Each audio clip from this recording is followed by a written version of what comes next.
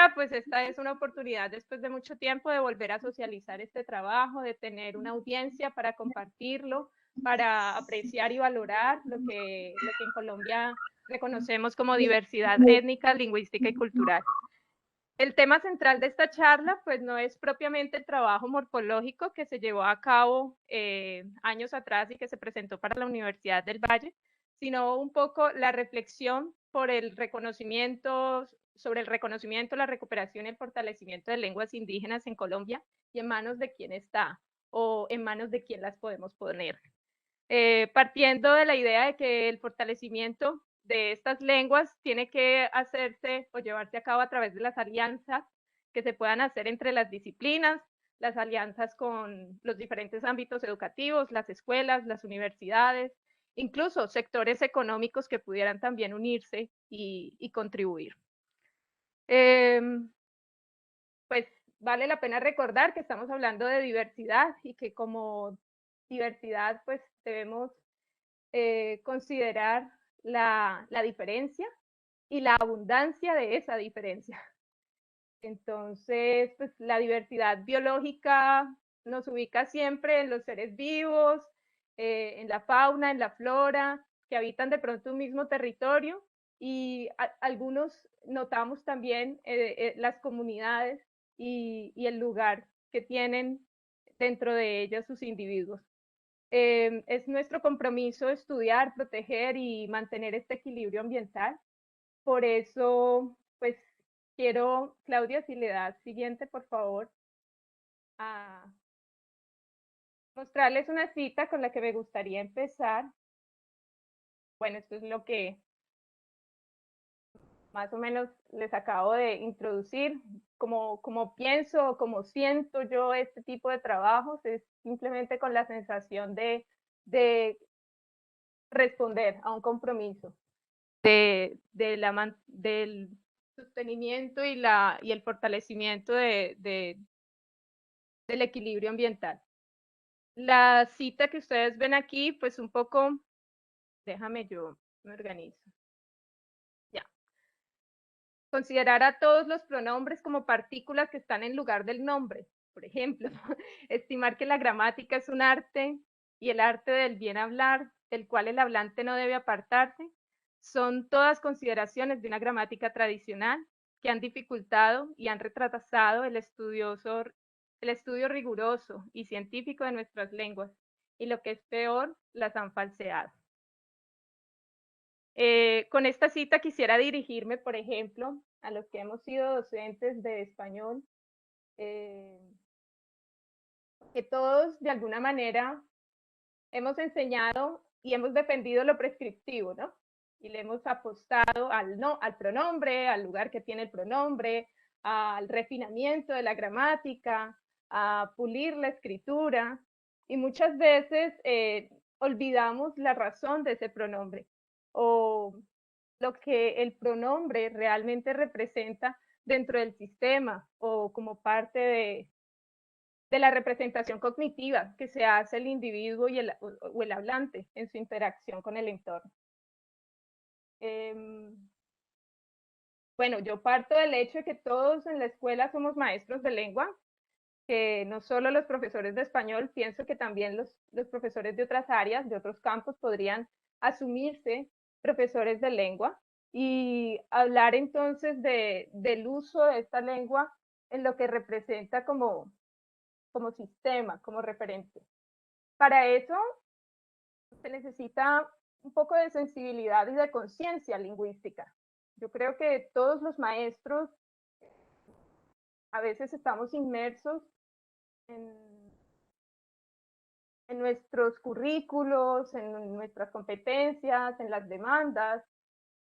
Olvidamos que es necesario recuperar esa intuición o esa sensibilidad por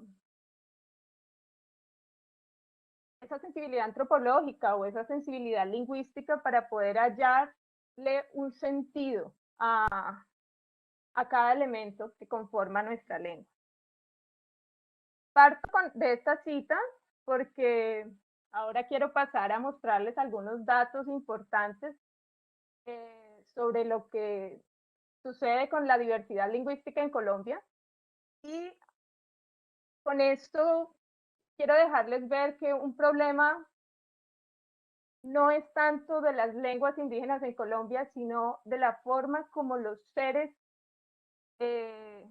asumimos la lengua o la forma como hemos sido educados para valorar la lengua. ¿Sí? Nuestro referente lingüístico ha sido principalmente el que nos han formado con la lengua hispana en las escuelas, con lo prescriptivo, con las normas, con la lucha para que chicos empleen las reglas gramaticales, cuiden sus agudas, sus esdrújulas, bueno, en fin. Y bueno, vamos a ver qué puente podemos establecer entre la forma como nosotros hemos representado y valorado o apreciado la lengua que nosotros hablamos, cómo esto tiene que ver con la dificultad que tenemos para apreciar también, valorar y rescatar las lenguas indígenas en Colombia. ¿Okay? Entonces, vamos a la siguiente, por favor, Clau. Bueno, aquí vienen algunos datos un poco, pues, que sirven como de antecedente también. Si nos preguntamos por la diversidad lingüística en Colombia que encontramos, pues encontramos no solamente una multiplicidad de lenguas, sino también una multiplicidad de lenguas y comunidades que conviven en un mismo territorio. Por ejemplo, la lengua con la que yo tuve la oportunidad de interactuar, que es la lengua yurutí, es una de las lenguas tucano orientales ubicada, bueno, su comunidad está ubicada muy cerca de la frontera del Baupés, por Tañoyí, y ella coexiste con muchas otras comunidades y muchas otras lenguas. Ellos viven en medio de una diglosia constante, un multilingüismo permanente, donde por supuesto se dan cambios lingüísticos, préstamos lingüísticos, pues estamos hablando de lenguas minoritarias. Voy a mostrarles, Clau, ese mapa. Ese mapa, pues lo vemos muy colorido, muy diverso, pero a primera vista tenemos el mapa completo, lleno de lenguas en todos los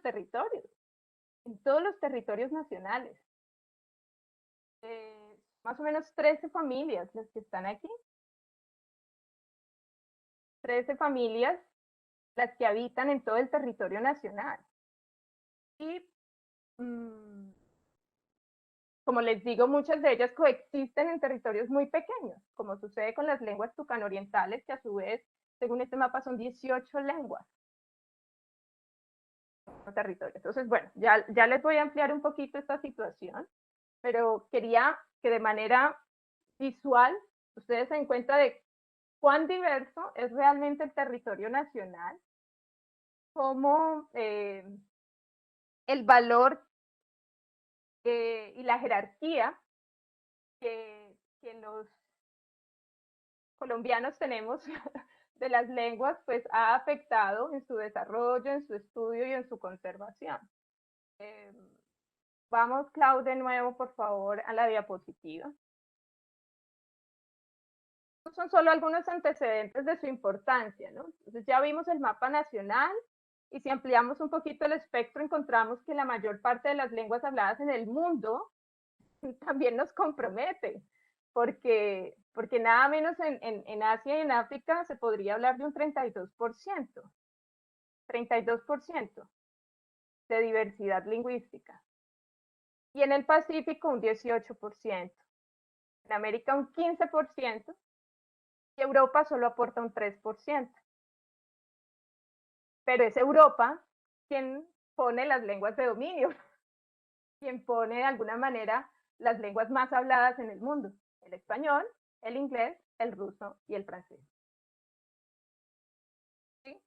Entonces, esto está otorgando a América una situación de diversidad lingüística que, debido a la globalización y al peso cultural que tiene el español en América y el portugués como lenguas dominantes, pues amenaza a las otras lenguas. En el mundo según pues las últimas fuentes, se hablan alrededor de 5.000 lenguas, pero más o menos el 50% de ellas está en riesgo. Nueva Guinea, por ejemplo, es uno de los territorios más diversos hoy, estando obviamente tan apartado del resto. Clau, ¿puedes, por favor?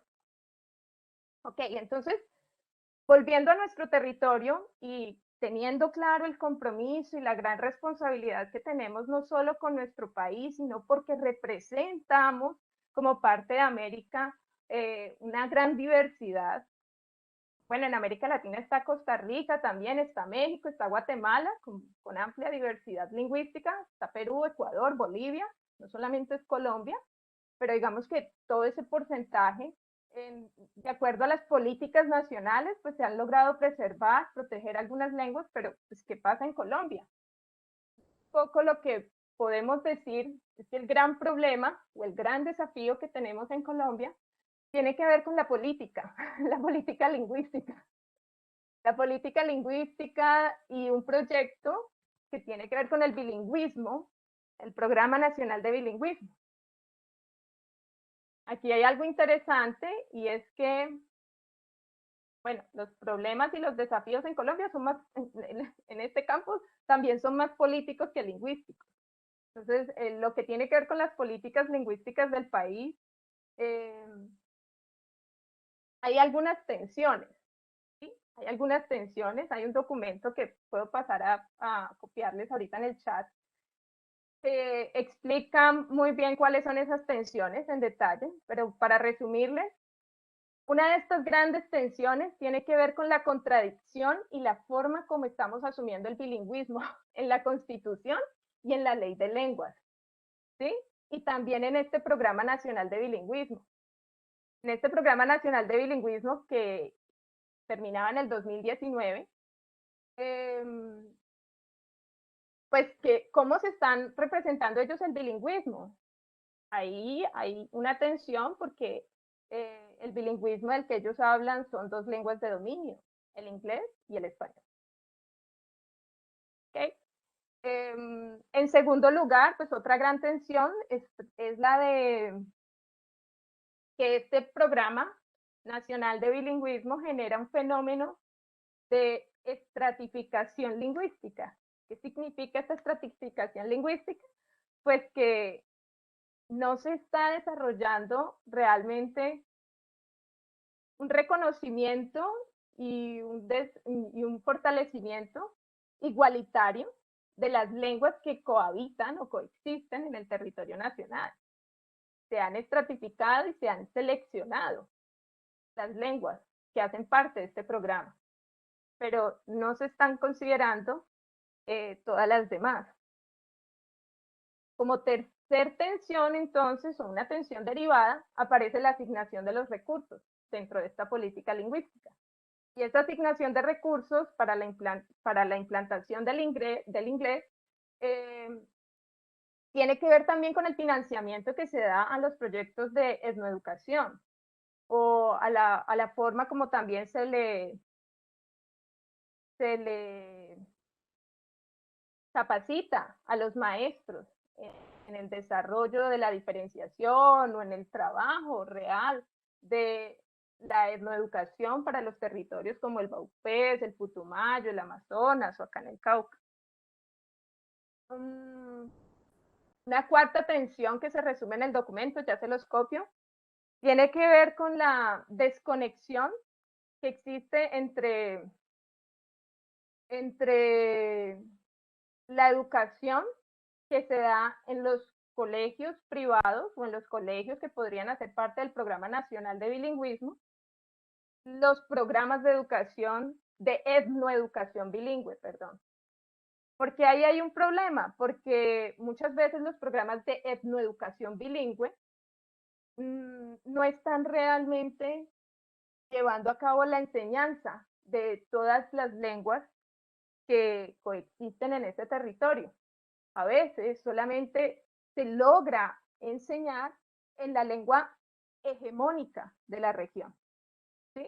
Que por ejemplo en el territorio donde están los yurutí puede ser el cubeo o el tucano. Son como las lenguas hegemónicas y son las que se priorizan, por ejemplo, para el intercambio.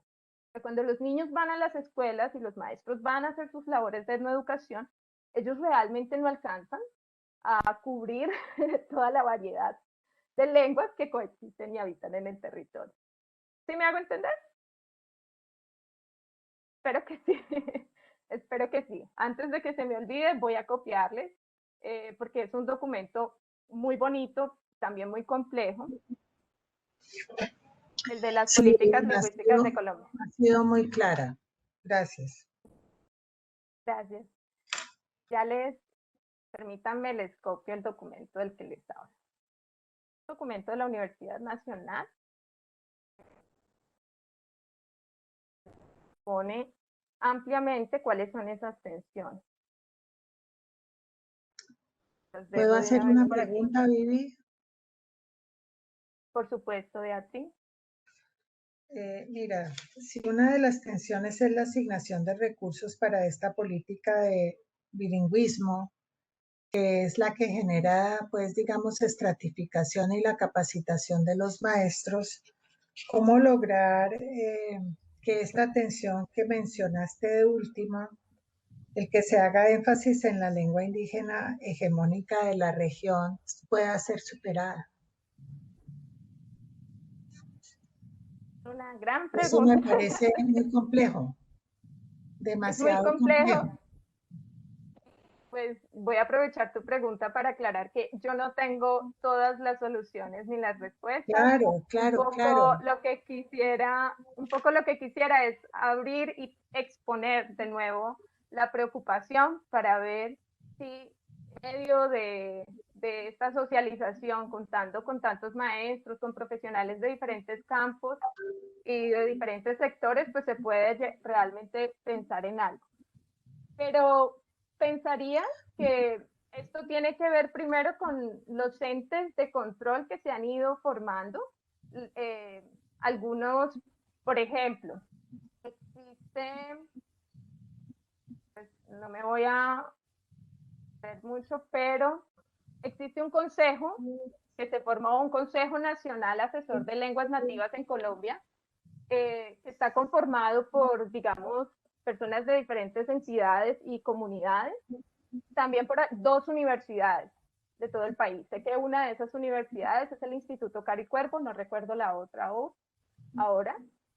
Pero este consejo, digamos que tiene como tarea ser el encargado de asesorar al Ministerio de Cultura para que pueda entonces canalizar estos recursos y también elegir, pensar o seleccionar eh, las acciones a realizar.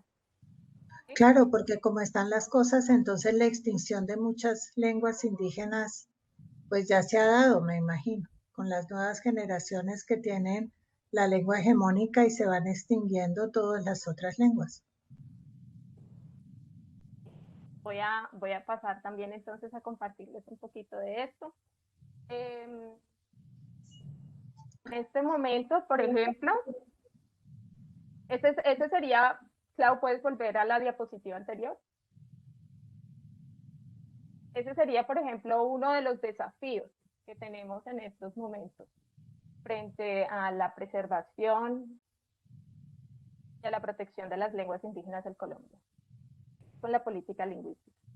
El segundo desafío es... Me critico porque se me bloqueó, no sé por qué no pude seguir. Tranquila. El segundo desafío, voy a irlo presentando, tiene que ver con la lengua versus el dialecto y la actitud de los hablantes, la actitud lingüística de los hablantes. Cómo cada uno de los hablantes está estimando y apreciando su lengua. Algo por donde empecé. ¿Es en Muchas personas. Sí, en es esa, gracias. Gracias. Muchos de los hablantes, pero también de los ciudadanos del común, si nos podemos acoger dentro de esta denominación, pensamos que algunas de estas lenguas indígenas son dialectos de una misma lengua y no que son realmente de pronto lenguas. el trabajo descriptivo está hecho para ayudar en esto, para tratar de alguna manera de esclarecer las diferencias, encontrar realmente si corresponden o no los patrones, si son autosuficientes estas lenguas, o si la cercanía, porque gracias a la cercanía y a los constantes préstamos lingüísticos, se llegó a pensar que eran dialectos de una misma lengua, por lo menos con los de la región del Baupés. Pero la verdad es que las descripciones de los diferentes lingüistas, tanto los trabajos del Instituto Carricuervo como los trabajos en su momento en la Universidad de los Andes, los trabajos que hace la Universidad del Valle también y la del Cauca, han ido mostrando que estas lenguas son ininteligibles, que son independientes, que tienen sistemas muy propios, que de hecho guardan una complejidad gramatical impresionante, y que no se podría como tal realmente hablar de dialectos de una misma lengua. La tercera quizás, el tercer problema, el tercer gran problema y desafío es la extinción de sus pueblos, la extinción de esas comunidades. Hay una clasificación del peligro en el que están algunas lenguas. Y, por ejemplo, la teoría dice que toda lengua que tenga menos de 1000 hablantes, por ejemplo, ya está considerada en riesgos de extinción. Yo ahorita les voy a mostrar un documento donde, por ejemplo, el profesor Landaburu, en 1999, ya mencionaba cuáles lenguas estaban definitivamente condenadas a la extinción. Una de ellas era, por ejemplo, la lengua pisamira, que tenía en aquel momento 13 hablantes. Esta lengua pisamira fue abordada por un estudiante también de la Universidad del Valle, de la Maestría de Lingüística y Español, y para cuando ella estuvo entregando su trabajo, solo quedaban 4 o 3 hablantes, si no me equivoco, de la lengua pisamira, y eran todos de una misma familia. Bueno, pero voy a desarrollar punto por punto. Dale, Claudia, por favor, al siguiente. Esta cita de Mejía y Montes es una cita que me parece muy clara para hablar para cerrar y dejar en la mesa el problema de la política lingüística. Y es que mientras que en Colombia el bilingüismo en lenguas internacionales se considera prestigioso, puesto que da acceso a una forma altamente visible y socialmente valorada que hable posibilidades de empleo en el mercado laboral, en el mercado global, el bilingüismo en lenguas amerindias o criollas lleva más bien a una forma invisible del bilingüismo en el cual la lengua nativa es subvalorada y asociada con el subdesarrollo, con la pobreza y con el atraso. Ir en contra de esto es algo difícil, a mi juicio, por la misma forma como se han aprendido las lenguas, incluso de dominio, ¿sí? Lo que les explicaba al inicio. Si hasta el mismo español lo hemos aprendido a través de lo prescriptivo, si hemos aprendido el valor que tiene cada preposición, el valor que tiene cada pronombre, por la regla y la norma y no por lo que representa como un sistema cognitivo incluso o cultural, pues se hace muy difícil que los individuos puedan también apreciar y valorar otras lenguas que no son de tanto prestigio, que sean respetadas y valoradas, no, no bajo el estándar del subdesarrollo y de la pobreza y el atraso. ¿El video no te abre, Clau?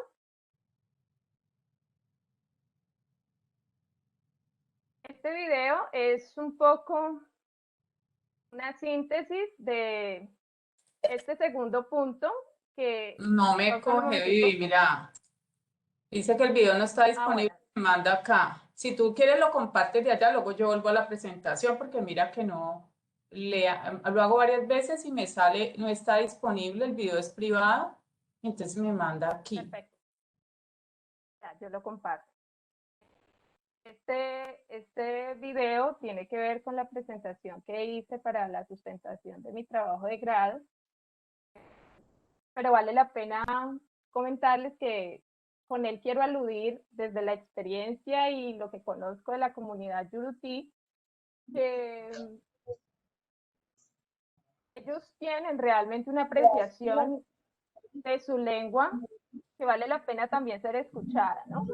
Porque no siempre la intención viene de nosotros por sus lenguas, también ellos están interesados por preservarlas, también ellos están interesados en compartirla, también ellos están interesados en que encontremos estrategias para ayudarles a su preservación, para llegar a una escritura, por ejemplo, o llegar a un verdadero proyecto etnoeducativo en el que se puedan de alguna manera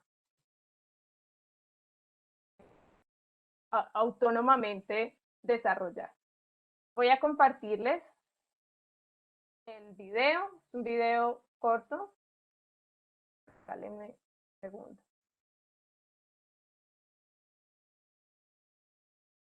Estoy estrenando plataformas, les pido un poquito de paciencia.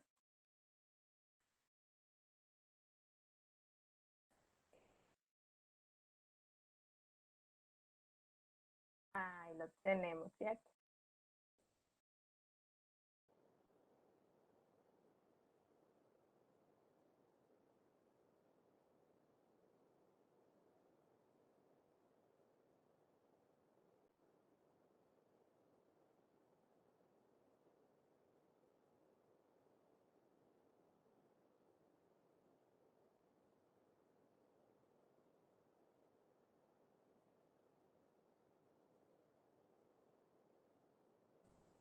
Mi señal está muy lenta.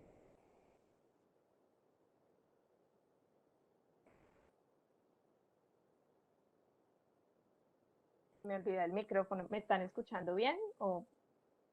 Estamos escuchando bien.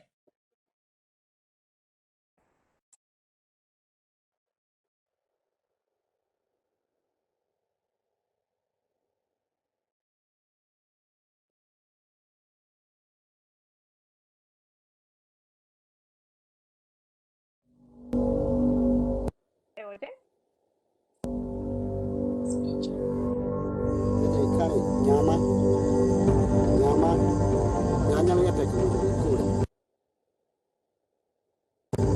Pero mira, el cambrico, que el boje, que boje, ni uno no va a ver, y yo cojo, llama pequeño. Pero bien, el cani suena, que la topa el cambrico, came, que no ha pequeño boje, y no, y no suena, el cambrico que te la da.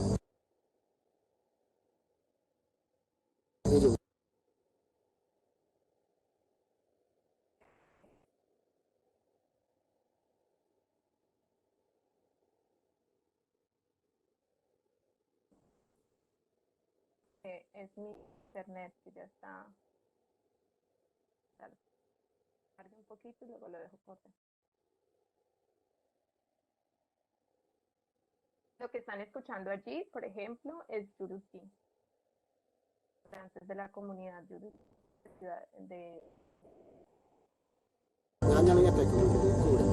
Pero mira, el cambrico, que el boje, que te boje, ni uno no va a ver, y yo cojo, llama pequeño. Pero bien, el cani suena, que la topa el cambrico, came, que no ha pequeño boje, y no, y no suena, el cambrico que te la da, y yo cojo, llama a ellos, cojo, ve a ellos. Pero ti, ñamine, como, nene, ti bloquea, que te ha de bloquear. Apenas imagine yo lo sé, no que acá, todo lo que acá, mira, la mano ya todo. Te pique, a ver, pero como nadie va a decir, llama que tú.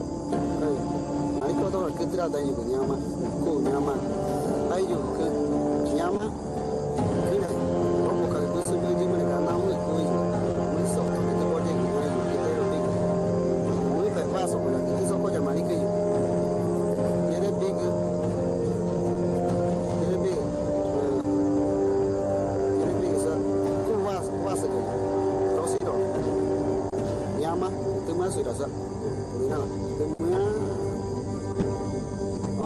Uno te como el faro, no puedo leer, pequeño, ano pu va he musu kero va ibo kaji pero iba que llama que piso ñaño que tama ku no pu vale yo ano musu kero pu va yo que pe copa pues na dire yo se cree de ya vi ello va yo que Este trabajo de investigación hace parte de la documentación y descripción de la lengua yurutí, lengua tucano oriental de la Amazonía colombiana. Expone una aproximación a la morfología del nominal en yurutí, a la estructura morfológica del nombre y de las demás palabras nominales, así como al funcionamiento que éstas tienen dentro de la formación del sintagma nominal.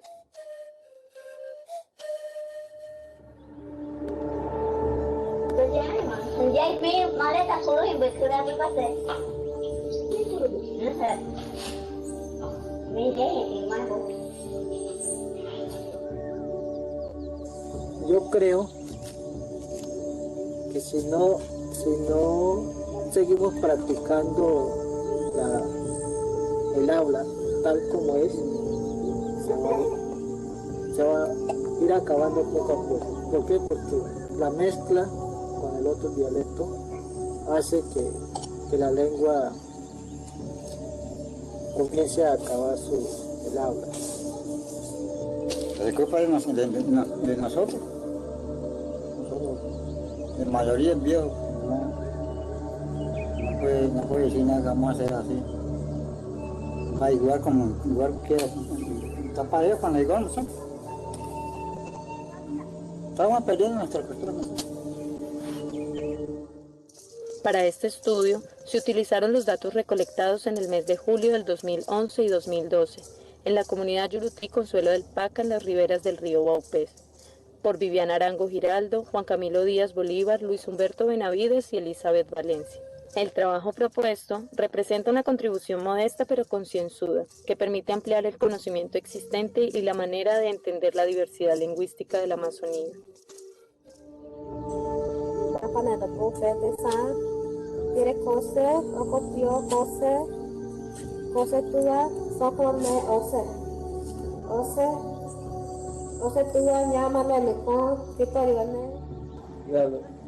Yalo, Tucano, Siriano, Pesano, Carapana es mi tío, la mía, Yurutí, español, 6.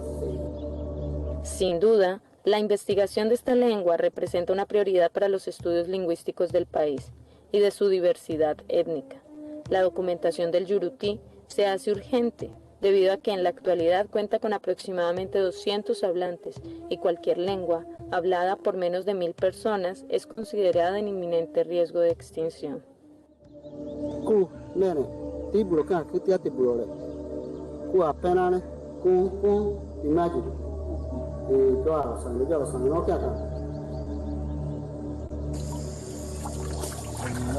Cada idioma se acaba porque cuando se esparce la gente y se mete en otra comunidades que habla otra idioma como el cubeo, el tucano, entonces todos. Si yo llevo a mis hijos donde se hablan los cubeos, comienzo a hablar cubeo y así se acaba el mundo. Sí, eso nos ayuda a preservar. O de lo contrario, se va a ir acabando porque los estudiantes de hoy en día les gusta más a la tecnología. La música es la que le llama más atención. En vez de escuchar la historia, cuentos, mitos tradicionales, el escucha es música a su gusto. La aproximación a la morfología nominal de la lengua yurutí en el Baupés colombiano tiene dentro de sus objetivos la apreciación de las lenguas, su concepción social dentro de la región y el intercambio y divulgación de la riqueza lingüística del país. Antes sí yo sentía pena, aunque estaba estudiando así. Sí, a uno le da como vaina, ¿no? Pero ahora no. Yo voy en Bogotá, en nuestro centro comercial, nosotros hablamos yurutí. Pero antes, cuando yo iba por primera vez, claro, yo hablaba español con mis compañeros, ¿no? Pero ahora no, yo hablo bien, así como ellos hablan inglés allá, cualquier cosa que yo está hablando, un indio tocano habla eso, y uno también siento que ellos hablan la lengua de nosotros.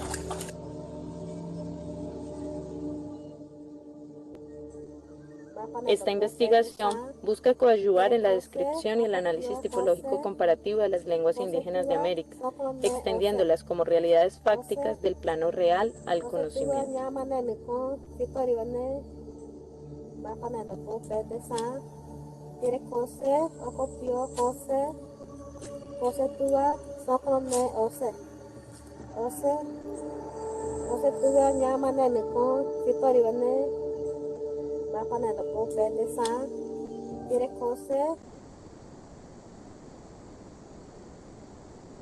Vuelvo a la presentación, Viviana. Porfa, Clau. Y yo intento Se te oye bajito. estar bien desde aquí. Ya, aquí. ¿Mejor? Mejor. ¿Me escuchan? ¿Sí? Sí, perfecto. Ok.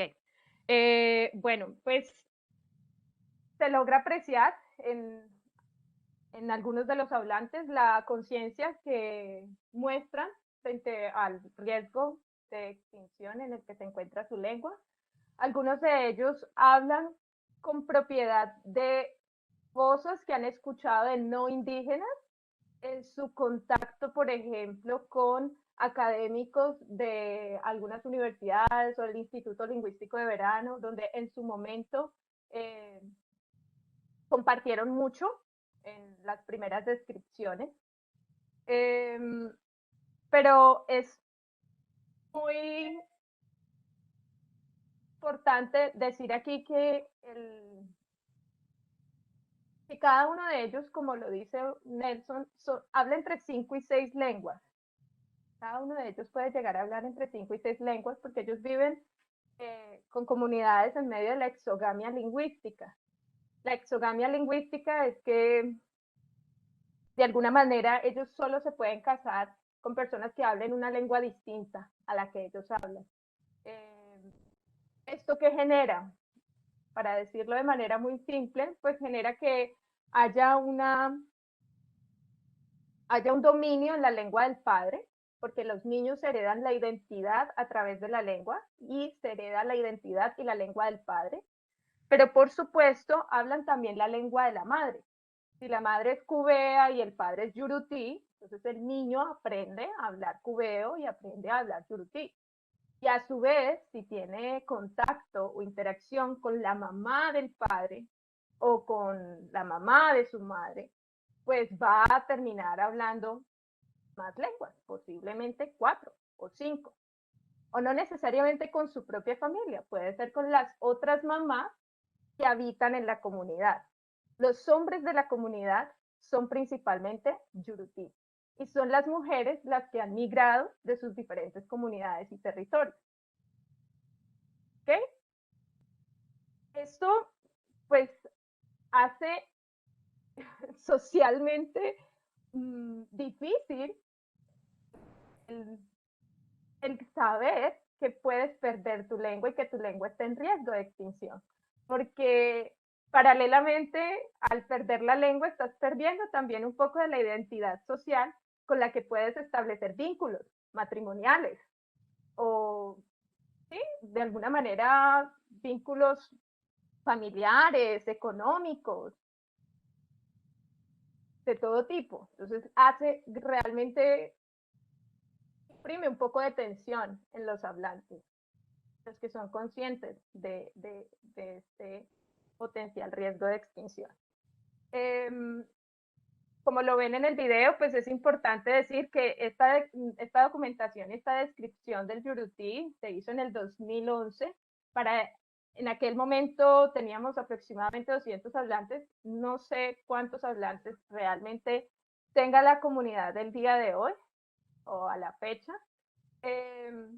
Cada uno de los estudiantes que abordamos esta lengua, pues decidió irse por un camino, por un nivel o un aspecto de su gramática o de su sistema. En lo particular, yo me fui por un aspecto morfológico muy pequeño que tiene que ver con el sintagma nominal y la forma como se construyen los nombres y las palabras nominales dentro de los sintagmas. Solo el sintagma nominal. Voy a pasar a mostrarles algunos ejemplos para que ustedes conozcan un poco de cuán complejo realmente, cuán compleja es realmente su gramática. Puedes pasar a la siguiente diapositiva, Clau, por favor. Y, perdón, sé que me queda poco tiempo. ¿Cuánto tiempo? Tranquila, Viviana. No hay chicos, para que podamos conversar, porque la gente se muere de Listo, ganas de sí, hablar claro. contigo. Estoy en Seguro que sí, seguro que sí. ¿estoy en la diapositiva correcta? Sí, por favor. Lo que les acabo de explicar en términos de la exogamia lingüística y de la conciencia que tienen como hablantes de su extinción o del riesgo que tienen, pues hace también necesario advertir que ellos intencionalmente evitan muchas veces los cambios y los préstamos entre lenguas. Una experiencia que recuerdo mucho fue ver a los niños jugando rayuela con las semillitas, porque sabían jugar rayuela, y estaban jugando con unas semillitas, pero estaban hablando en diferentes lenguas. Luego vino uno de los hombres yurutí, llamó la atención de algunos de estos niños y el capitán de la comunidad me explicó en otro momento que el regaño había sido justamente por eso, para advertir que no usara las palabras que el otro le estaba, pues, las palabras de la otra lengua, porque estaba muy espontáneamente haciendo estos préstamos lingüísticos. Aquí quiero simplemente dejarles ver un poco algunos de los antecedentes, son algunos de los nombres y de los autores que consideraría podrían ser una entrada si alguno de ustedes desea explorar o profundizar de pronto más este tema. Los últimos, Benavides y Díaz, Elizabeth Valencia y González Sara e Ivette Rodríguez, son locales, son investigadores locales, son investigadores de la Universidad del Valle, pertenecieron a la maestría de lingüística en la misma universidad, pero fueron ese grupo de investigadores que optaron por la descripción de lenguas indígenas en los últimos años. Dale a la siguiente, porfa. Aquí tienen algunos ejemplos. No sé si se logran apreciar bien, Clau. ¿Sí los pueden ver bien? Sí, allí se ven bien. Muchas gracias. Voy a abrir acá para ampliarla porque yo sí no lo logro ver bien.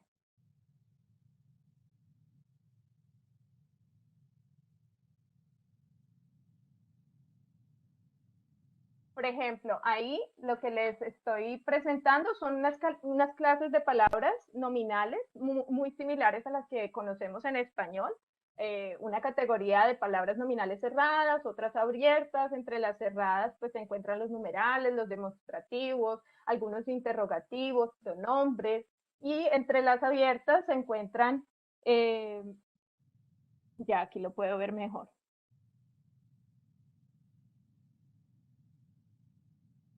Entre las abiertas ya podemos ver.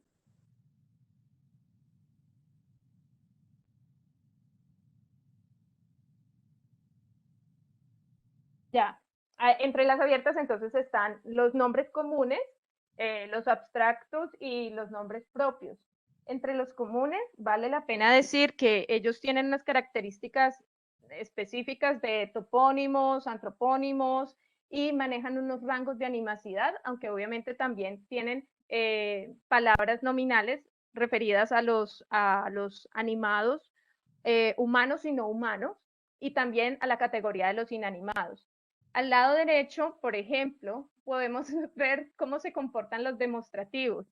Y los demostrativos tienen una diferencia con respecto a la perspectiva. Es decir, con respecto al punto de referencia, se puede decir un demostrativo para lejos y un demostrativo para cerca.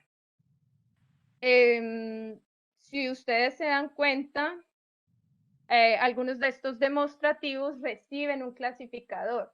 Ese clasificador es el que determina si el objeto del que estamos hablando es redondo, es cuadrado, es plano, procede de una planta, está podrido, o en fin, los clasificadores, se los voy a mostrar en un rato, tienen un valor muy importante dentro de los sintagmas nominales. Obviamente, dentro de esta categoría de los demostrativos también se encuentra una distinción entre número, hay aquellos que advierten singular, aquellos que advierten plural, y también en género, los que advierten femenino y los que advierten masculino. Vamos a la siguiente, Clau. Hasta ahí el comportamiento es muy similar al que podríamos, aunque no está bien el ejercicio hacerlo así, pero es muy similar a lo que podríamos ver en la complejidad de una lengua como el español. Algunos de los procesos, perdón, algunos de las palabras que también aparecen en los nominales son, por ejemplo, los pronombres.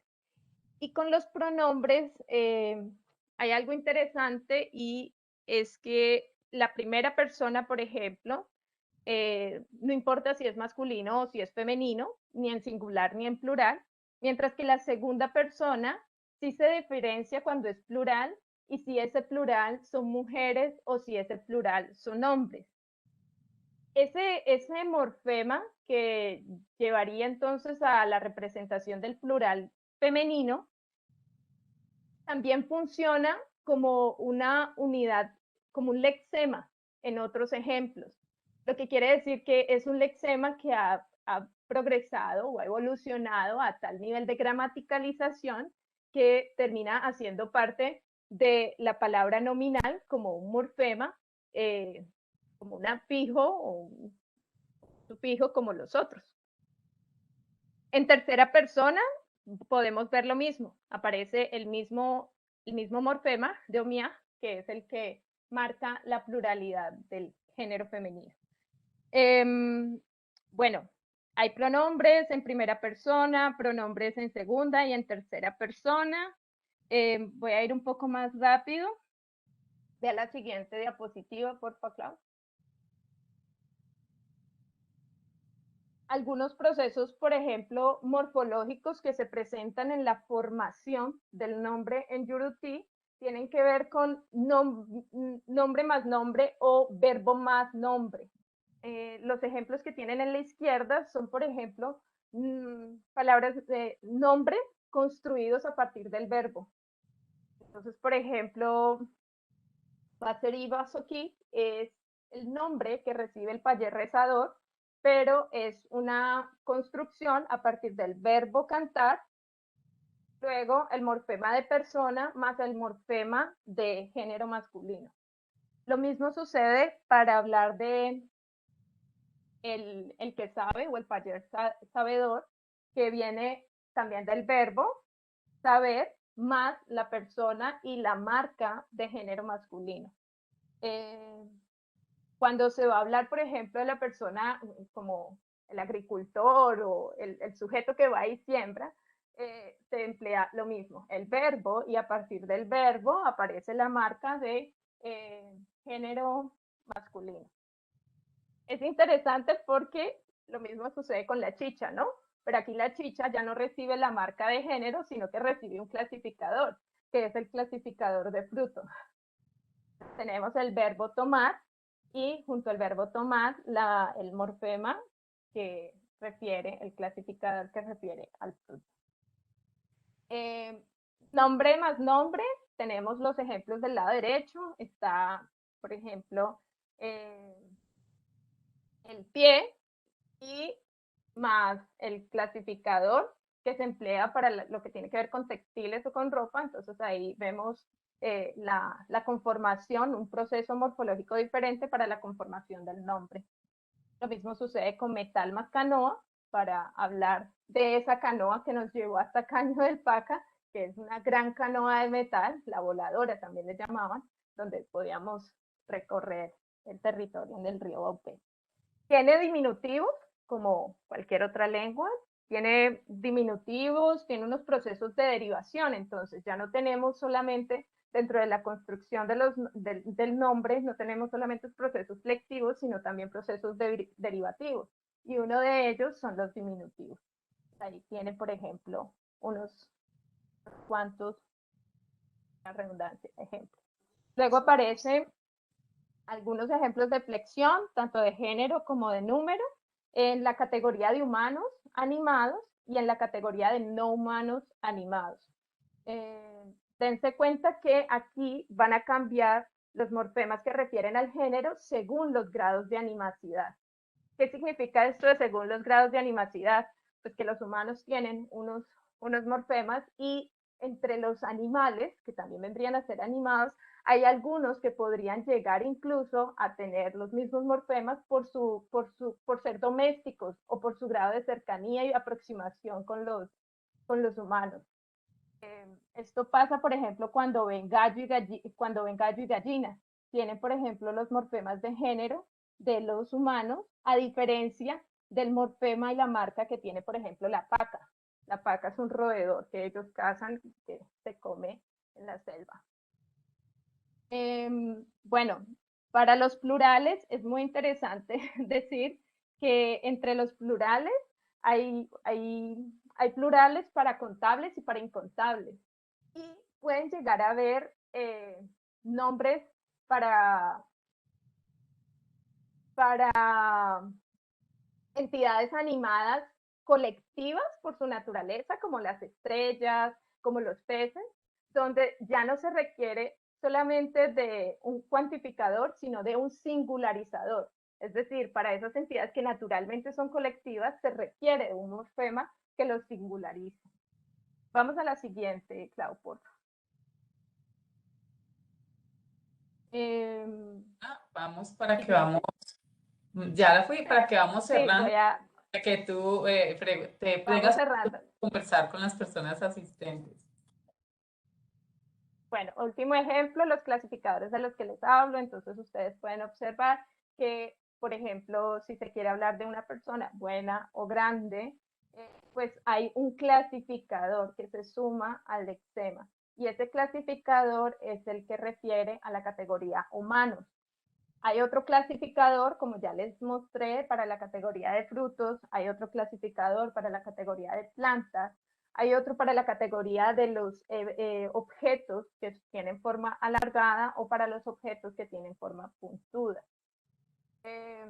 Esto hace parte de la gramaticalización de la lengua, pero también es lo que permite que su lengua sea suficiente tanto para describir fenómenos como para describir entidades y las características de esas entidades y de pronto de los fenómenos. No he explorado otro sintagma como el sintagma verbal, solamente y de manera muy incipiente exploré algunos aspectos de lo que tiene que ver con los sintagmas nominales y la conformación de las palabras de los nombres en Yurutí. Ahí tienen otros ejemplos, dale clic por favor, Clau, al siguiente, ahí mismo. Aparecen dos cuadros. Estos son los ejemplos de los que les hablo. La marca para humano, la marca para fruto y para plantas, y para alargados o para la procedencia, si esto viene, por ejemplo, de la tierra o si viene del árbol. Y yo creo que vamos terminando, Clau. Siguiente diapositiva. Hay también una conformación de sintagmas nominales empleando pronombre más nombre y empleando demostrativo más nombre. Además de cuantificadores más nombres. Con los cuantificadores y los números hay algo interesante que de pronto en las preguntas lo puedo asociar. ¿Cerramos? Vamos cerrando. Había puesto muchos ejemplos. ¿Qué busco yo con estos ejemplos? Pues busco básicamente que nos demos cuenta desde una realidad muy cercana a mí, o sea, una realidad fáctica con la que he podido trabajar, que una lengua como la lengua Yurutí, que hace parte de las lenguas tucano-orientales, que hace parte de esa diglosia constante, que interactúa con otras lenguas de forma permanente, tiene una morfología nominal estable y con procesos de derivación, de flexión y de jerarquía y concordancia como otras lenguas. Entre las clases de palabras nominales se encuentran las que ya les mostré, nombres demostrativos, numerales, pronombres interrogativos. Seguramente hay muchas cosas más que están por explorarse.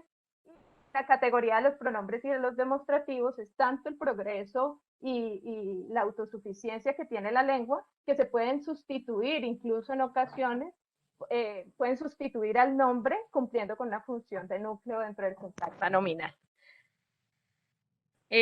Bueno, el dato más importante, y antes de pasar a las conclusiones, creo que tiene que ver con que todavía hay pueblos, todavía hay diversidad lingüística y todavía hay una cantidad de lenguas que no están en tanto peligro, en peligro inminente, sino que hay muchas que se pueden proteger, hay muchas sobre las cuales todavía podemos trabajar, y la invitación es un poco a eso,